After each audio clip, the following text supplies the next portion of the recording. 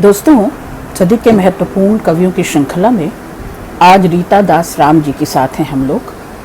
इनके 2 कविता संग्रह प्रकाशित हो चुके हैं। तृष्णा 2012 में, गीली मिट्टी के रूपाकार 2016 में। साथियों, शुक्रवार हो, पाखी, लमही, वागर्थ, उत्तर प्रदेश, आजकल, दुनिया इन दिनों, चिंता दिशा, नवनीत, दस्तावेज सहित कई अन्य पत्र पत्रिकाओं में इनकी कविताएं लगातार प्रकाशित होती रहती हैं।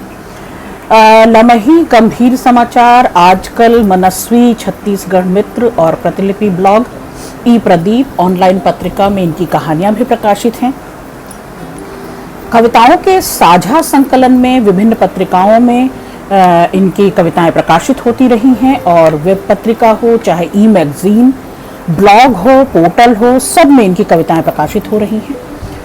इनकी कविता, कहानी, संस्मरण, लेख, स्तंभ लेखन, साक्षात्कार, कई विधाओं में साहित्य जगत को इनका साहित्यिक योगदान है और कई आलेख प्रपत्र प्रकाशित हो चुके हैं। रीता दास राम जी को शब्द प्रवाह साहित्य सम्मान मिल चुका है उज्जैन से, अभिव्यक्ति गौरव सम्मान नागदा से, हेमंत स्मृति सम्मान अहमदाबाद से और शब्द मधुकर सम्मान 2018 में मधुकर शोध संस्थान दतिया मध्य प्रदेश से। साहित्य के लिए आचार्य लक्ष्मी कांत मिश्र राष्ट्रीय सम्मान भी मिल चुका है और हिंदी अकादमी मुंबई द्वारा महिला रचनाकार सम्मान से भी आप सम्मानित हो चुकी हैं। साथियों, इनकी आज 5 कविताओं के साथ शोधार्थियों हम इनकी रचनात्मक यात्रा पर बातचीत करेंगे और इनकी कविता जगत में जो हस्तक्षेप है, साहित्य जगत में जो हस्तक्षेप है और उस योगदान पर भी चर्चा करेंगे। पहली कविता है भूख। भूख क्यों लगती है? व्यथित कर देने वाली शरीरस्थ क्रियाएं कहती हैं भूख पेट से लगती है। तड़पा के रख देती है इतना कि कर ले कोई चोरी। सोचती हूँ भूख निर्मम होती है, लेकिन पेट की भूख दिमाग की भूख, पेट की भूख दिमाग की भूख से कम जालिम होती है। दिमाग की भूख जन्मांतर की प्यासी सी लगती है। पेट की भूख खाकर खत्म कर ले कोई, वह मिट भी जाती है पुनः लगती हुई, मिटती हुई पुनः। किसी चीज की भूख जो दिमाग में बसती है, सारे विवेक को कुतर जाती है। इच्छा की रिहाई पर अंतरात्मा को मार डालती है। राजनीति से सींचती दिमागी उत्कर्ष पत्थरों पर ला पटकती हैं ज़मीर को। इंसा होता है पराया अपने ही शरीर में, जब जब भूख इसमें जिंदा होती है। शोधार्थियों, आज आपने भूख के वो 2 रूप को देखा और पड़ताल की। आकलन करते हुए हमने यह पाया कि जो पेट की भूख है वो छोटी मोटी हिंसा, क्रूरता, झपट, छीन, अन्याय और अनीति में शुमार होती है। लेकिन जो दिमागी भूख है, जो दिमाग की खलबली है और जो दिमाग की क्षुधा, जिसके बारे में वो कहती हैं कि ये बेचैनी, ये तड़प और ये तलब, तड़प और तलब विध्वंस ला सकती है समूची सृष्टि में। ये एक विकृत मानसिकता है और इस विकृत मानसिकता से सदियां, पीढ़ियां विकृत हो सकती हैं। विचार का दोष जब आ जाए और उसका प्रवाह और उसका प्रसार प्रचार बढ़ने लगे तो एक से दूसरे और दूसरे से चौथे, 5वें तक पहुंचते पहुंचते ये प्रदूषण पूरे पर्यावरण में व्याप्त हो जाएगा और फिर ये वैचारिक प्रदूषण न जाने कितनी संततियों को, सृष्टि की कितनी पीढ़ियों को बर्बाद कर देंगी। तो रीता दास राम जी की ये चिंता बड़ी जायज़ चिंता है। साथियों, इनकी दूसरी कविता है 2 वक्त की रोटी नहीं मांगता भिखारी। 2 वक्त की रोटी नहीं मांगता भिखारी, सिक्का, रुपया या चाहे जो हो हमारे पास देने लायक। अपने लगभग खत्म हो चुके आत्मसम्मान को छोड़ ले लेता है वह सब अपनी भूख मिटाने। सड़कों पर या बदहाली में भीख मांगना भी तो उसे भिखारी बनाता है। मांगना जबकि एक कला है, इससे बड़े बड़े लोग इस्तेमाल करते हैं। मान, सम्मान, दौलत, जिंदगी, शोहरत, नौकरी सब मांगी जाती है। मांगने के तरीके की हो पहचान तो मांगना बुरा नहीं समझा जाता।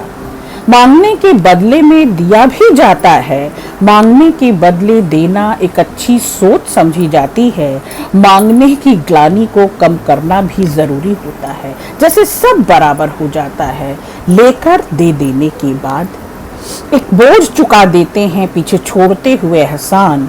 कभी कभी चीजें लौटाई नहीं जाती किसी भी रूप में, सिर्फ हम आत्मसम्मान को रखते हुए एक तरफ मांगते चले जाते हैं, मांगते चले जाते हैं बिना शर्म बिना झिझक।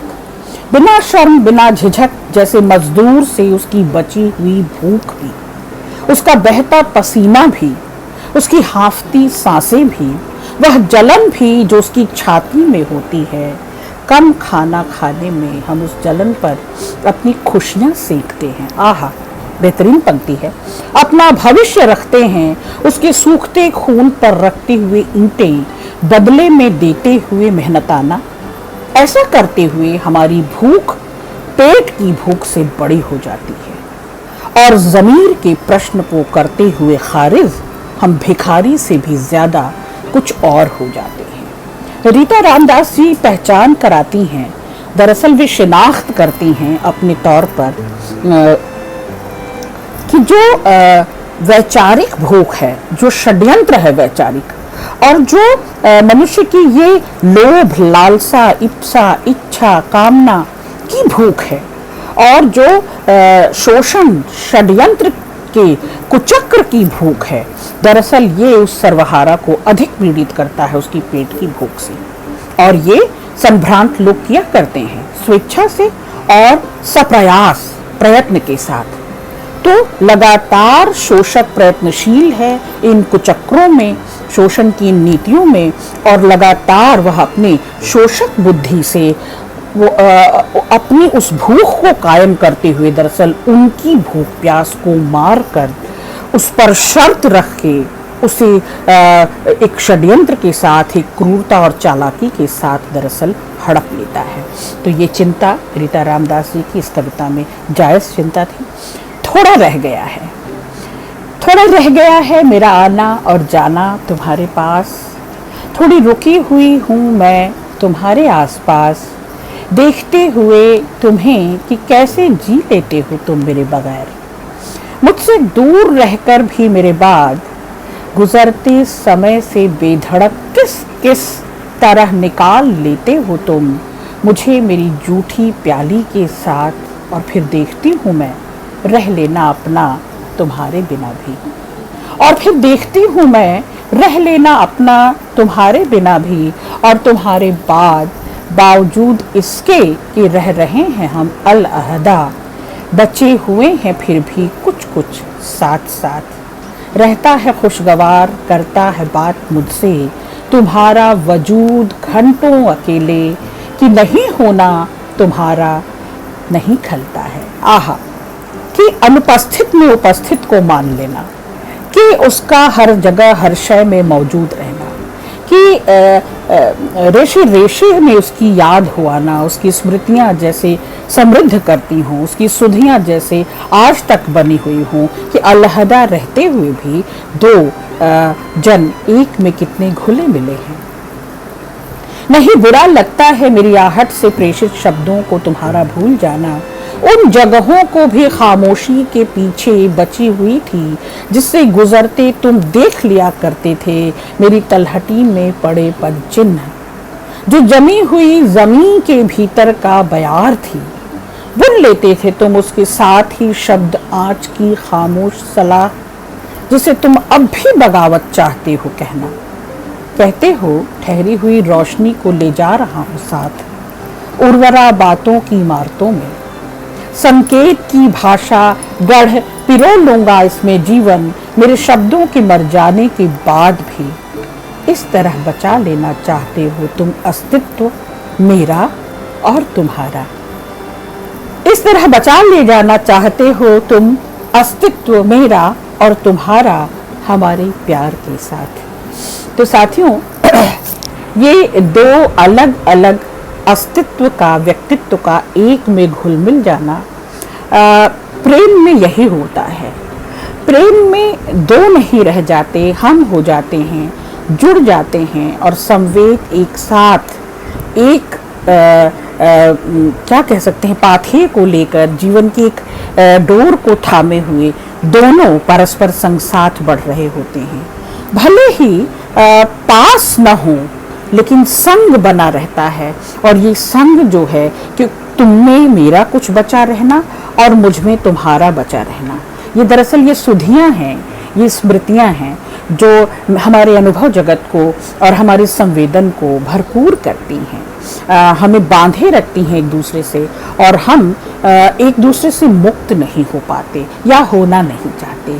तो प्रेम से लबालब ये कविता थी साथियों। अगली कविता है मेरी पसंद की, पुरुष।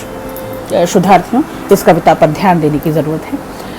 फैल जाती है भीतर एक नदी जब जब तुम सिंदूर लगाती हो, तितर बितर हो जाता है चांद जब माथे पर बिंदी सजाती हो, बौखला जाती है चाह चूड़ियों सी मिल जाती है दिशाएं सब छोरों पर, मैं पूरा औंधा लेटा हुआ तुम पर, जब जब सूर्य चमकता है तेज देता पृथ्वी को, तुम हौले से उतरती हो देह में बन तरल चांदनी, तुमसे तुम्हारे सारे राज जान लेने को उत्सुक मैं, तुमसे तुम्हारे सारे राज जान लेने को उत्सुक मैं, पल पल हारता हूँ तुम्हारी आगोश में।